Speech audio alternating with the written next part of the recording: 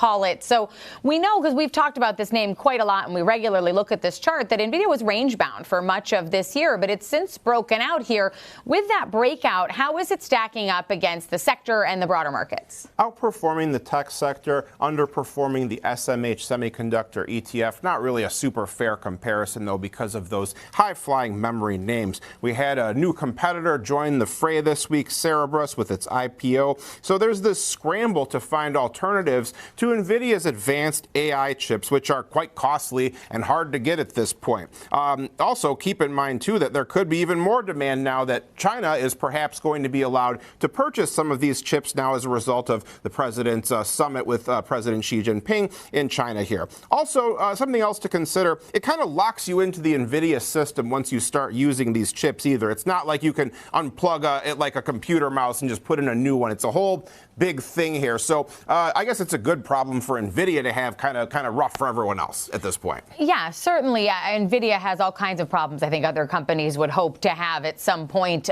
in their growth. But as we talk about Nvidia and the technical setup that we have now going into their earnings event next week, the markets have been waiting now. They're one of the very last names to report. We have a very different setup now than had we had this conversation just a few weeks ago. Right. So stocks often are characterized by sharp, sudden moves, then periods of consolidation. So perhaps this was just one very large consolidative phase that you have here, this range between roughly 170 to 200 or so. So for now, we have pushed to the upside. 196 with some notable highs that we saw several times, 190, 196 around this general area. Now, after the initial breakout, we held on at that supportive level. We have formed a very steep, narrow upward channel type shape. We hit those highs, 236.54 yesterday. Now giving back some of those gains, we have filled this a smaller gap that was formed for now. So it remains to be seen if, when things open up again next week, if we will pull back and if we'll test these old highs near 217 potentially. That would be one area traders may have their eye on going forward as the situation continues to develop. So now if we were to consider our moving averages, 5-day EMA in dark blue lines up with our trend line that we have established from the lows that we carved out several weeks ago here. If we were to break lower, 21-day EMA is the next potential foothold, coming in all the way down near 210.67 at this point. RSI, our measure of momentum, has fallen below its 70 threshold here, which designates the overbought area. So we do have a green trend line that you could still argue is in play, but in the shorter term picture, we've had a substantial break in our momentum, despite price not really breaking down yet. Price is always more important. Momentum is the secondary indicator that you can use to kind of try to confirm what you see in price. Now, when we look at our volume profile study, this is zoomed in on the past 3 months of activity here. So kind of just trying to capture any significant trading areas during this strong rally we've seen. One lines up with those old highs here around 195 to 203. Another lines up with the next set of highs that I mentioned before, between about 207 to 215. So not too much to make sense of beyond that here. Those are the standout areas in the near term that were formed. All right. Right now, we're at 226.45 for Nvidia today, coming off of those highs it touched yesterday. But as we talk about the options action, this, of course, one of the most hotly traded names on any given day. But coming into their earnings event, are we seeing an increase in action?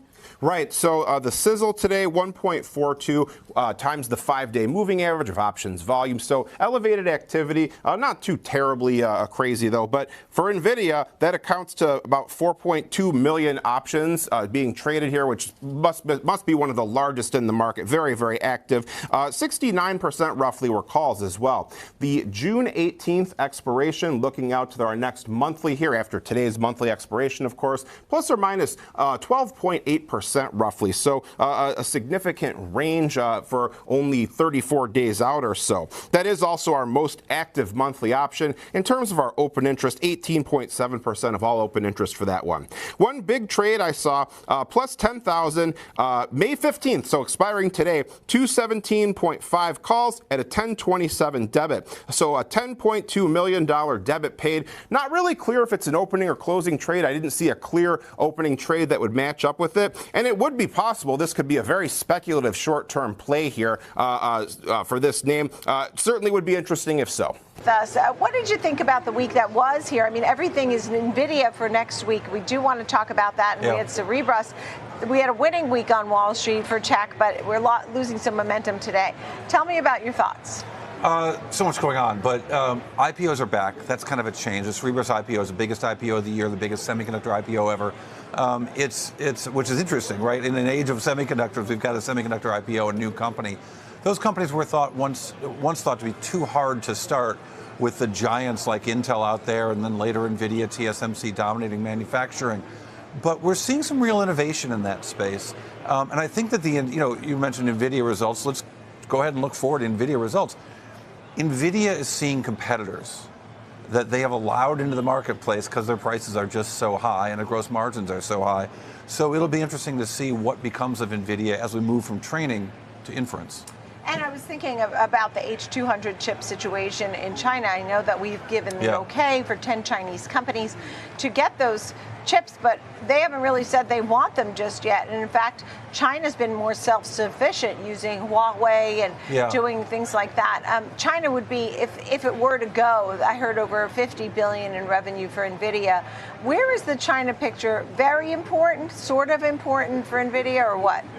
I think it's very important because you have some of the, arguably more engineers working on non-NVIDIA chips designing AI in China. Now, when I think of this, I think back to the Cold War, because I'm about 1 billion years old. Coming down here reminds me of that. But during the Cold War, when the Soviet Union could not get the best in computing, they became some of the best software programmers. And you saw their ability to do more with less because of their ability to write software so well. You see the same thing in China right now. You look at what they did with DeepSeek, which probably used few or no NVIDIA chips, and yet came out with some fantastic AI results. What we're seeing in China is an ability to create amazing things using subpar semiconductors. So NVIDIA would love to be the standard for the world, not let multiple standards develop. I'm looking over the last few earnings reports, and it looks like Nvidia sold off on the last couple. What do you expect next week? Not for the stock, because you don't talk stocks, but just really more, the reaction on what they hear. Is it the margins? I mean, Nvidia is not just one thing. It's a whole ecosystem, isn't it? Absolutely. Well, I look at the reason I don't talk about stock prices as much, because stock price is ultimately a reflection of the business. And what is the business doing for NVIDIA? It's going fantastically. But we see NVIDIA expanding beyond the core business of making GPUs to talking a lot about networking, to talking about GPU usages in inference, not in training. Looking at their ability to manage power and the changes they're going to have in the next year and the way the power is brought right to the chip itself. So all those changes around the GPU are the things that I'm looking for in the earnings report, because we know they're sold out. We know they're selling every chip they can possibly manufacture. Would they love to sell more into China? Sure. But right now they're selling everything they can make. I remember last time that we had NVIDIA, we were talking about how Polymarket and Kalshi or something, the odds makers were betting on what words would be used, right? How many times would they say Blackwell? So it used to just be a drinking $1 trillion, game. Now it's a betting game. Right? The trillion was a big one. The trillion revenue, I guess it was. I should have looked them up. But is there anything you're listening for next week? Well, I'm very interested in networking. I've been talking to you about optical networking for 2 or 3 years down here, talking about coherent, talking about AOI, talking about Fabrinet, and those companies that are involved in networking. They are in some ways enabling, but also competing with NVIDIA. So the moves that NVIDIA is making in networking could move a lot of stocks more than it might move NVIDIA's stock itself, because the ecosystem, as you mentioned, is so important, starting with NVIDIA, but expanding literally far out from there. I want to get to Cerebras, but you did mention NVIDIA gross margins exceeding over 70%, and you talked about a few other stats, but you also talked about how expensive things are. Is NVIDIA too expensive for companies to get? I mean, but they need NVIDIA chips. Where do we stand on something like that? If you're a customer of a company that sees that you need the product desperately and there isn't a lot of product available, and you raise the price, that's acceptable here when you're trading stocks. But if you've got a long-term relationship with a business, and they jack the prices up to really cost you a lot of money, which is what's happening to all of NVIDIA's customers. It's happening to Amazon. So what's Amazon doing? Designing their Trainium chip. It's happening. Google's getting charged a lot of money by NVIDIA. They've trained their own a TPU chip. Meta's getting charged a lot of money in the places where they've got data centers. They're working on their own chip. Oracle is not working on their own chip, but they're looking at using AMD chips in a lot of instances instead of NVIDIA. So NVIDIA's high prices are causing their customers to look for alternatives.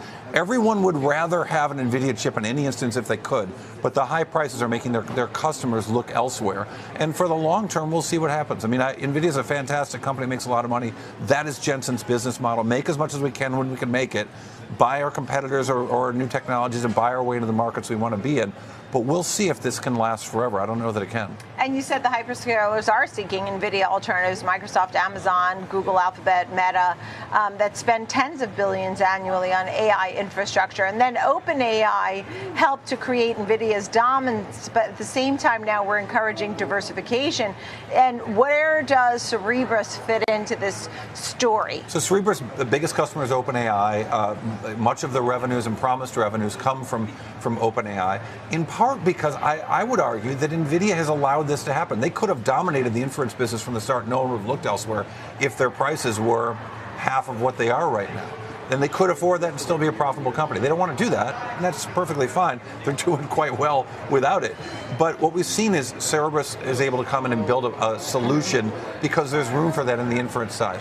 Positron, a private company that I'm invested in, full bias, same deal. They're planning on inference, they're planning on better power usage, and there's room in the marketplace for them, room that NVIDIA has allowed to become created. So it's an interesting time for the semiconductor startups. And, don't forget Intel, don't forget AMD. They're all arguing out there that they've got a place in the world of inference. Do you think, just quickly, we're done, but NVIDIA next week, are we going to leave the earnings call feeling happy or annoyed that we didn't get more, or what? I would suggest it's going to be a great call with great numbers that are going to make the jaw drop again. Because who's ever seen the NVIDIA story, generally speaking, has been about an unstoppable company, now the world's most valuable company that is growing its revenues at about 75 to 80%, is highly profitable, has unprecedented margins in an industry where the economics are really brutal. And in artificial intelligence, but the commonality between NVIDIA and all of the companies that buy its chips, either to train AI models or to run them, is that the demand for that is outpacing NVIDIA's ability to supply it. And that's always a pretty healthy position to be in. But as you alluded to, the kind of unknown is China. And the state of play for NVIDIA is NVIDIA has a base case assumption until this point where there is no revenues coming from China. And so you guys tell me, what was the conclusion of So we've been talking about it all morning, Ed. It's still a little murky. Yeah. We don't know. Yeah. And so the sell-off on Friday, that's the whole point. It turns out you can get a last-minute seat on Air Force One to go with the president. Seats are available. Get the jump seat. But it doesn't guarantee you at the outcome that you wanted to going there. But I mean, NVIDIA wasn't the only one to see a dip on Friday. You also saw Micron, Intel, a bunch of these tech stocks losing more than 5%. Is this because those valuations are not realistic and the rubber is starting to meet the road there? Is this signs of a bubble, or is this just signs of the inputs and the factors you were just talking about? Yeah, probably a little bit just giving back after many, many weeks of what a lot of people in the markets were calling a melt up, right? And so you always have to think about relative performance. I love to stare at squiggly lines on charts. I know that you guys probably saved the Bloomberg This Weekend audience from that, and I commend you for it. But sometimes you just got to look at the We're an audio-first product, so they generally discourage us from using too many squiggly lines, because then we have to describe what people are seeing. But I completely get it. So the squiggly line on Friday, as you quite rightly point out, was pretty sharply downward. But if you extrapolate out and look at NVIDIA in particular, since the end of March, it's just been on an astonishing run. I think it was up sort of 47% through Thursday's close. And all these other stocks that are associated with it had like a year's worth of gains in just a few weeks. Broadly speaking, equity markets kept hitting records. The S&P 500, the NASDAQ 100 is my favorite index because it's a tech-heavy one. And NVIDIA in the first 2 weeks of May accounts for most of that. So I think part of it was just saying, okay, we were about to have earnings. What did we actually learn from China? We're not sure. Everyone's kind of scratching their head. Everyone on Friday took a breather. Markets, it's been an obsession for investors, especially the so-called smart money crowd, right? Because, well, let's face it, they've been calling for a correction for years.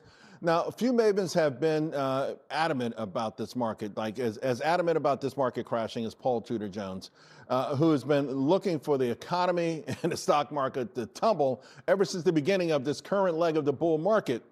Recently, however, Jones has become a believer, at least in the AI trade. Now, his about face kind of reminds me of that Monkees classic. Then I saw her face. Now I'm a believer. Not a trace of doubt in my mind. With me now, Wealth Consulting Group, their CIO, Jim Morton. And Jim, you wrote that one of the problems essentially for folks is that when they look at their screen and they see the market, it's at the top in the right, and it feels like, well, it's got to come down. That's right. I mean, some people look at this and they say, well, it's the top of the screen or it's the top of the paper, and that has to be resistance. Right. But, as we know, when markets do break out above those areas of resistance, like what we had in around 7,000, they can keep going. And this has got a pretty longer. strong trading channel that suggests a lot more room to the upside. Absolutely. We're definitely not way over our skis in terms of the trend and where we could go from here. It does, though, get a little anxious to say, okay, what should I buy? Do I bottom fish or do I chase? One name I know you like is Taiwan Semi, which I think is compelling because they're at the heart of all of this, right? They already had their core x86 business. Now you start adding on some of this new business that they've got. And it feels like they've been the ones, more so even than Nvidia the last couple of years. When their earnings come out, it seems to spark all of semis. But this is a trade that you still like. This is an investment you still like. Yeah, absolutely, Charles. So it really, we're liking the picks and shovels more than some of the software. There's some software that we do like, to be clear, but this is a business, whether it's Nvidia or Taiwan, and we did buy Intel when things looked dire. Right. And so we've done very well with that. Broadcom's another one. What sparked you on Intel? I mean, I was in Intel. It made a big move. We got out, and it just keeps making bigger and bigger moves. And of course, I don't think the relationship with the White House hurts. They just got a huge contract with Apple, but it's just the ultimate turnaround story.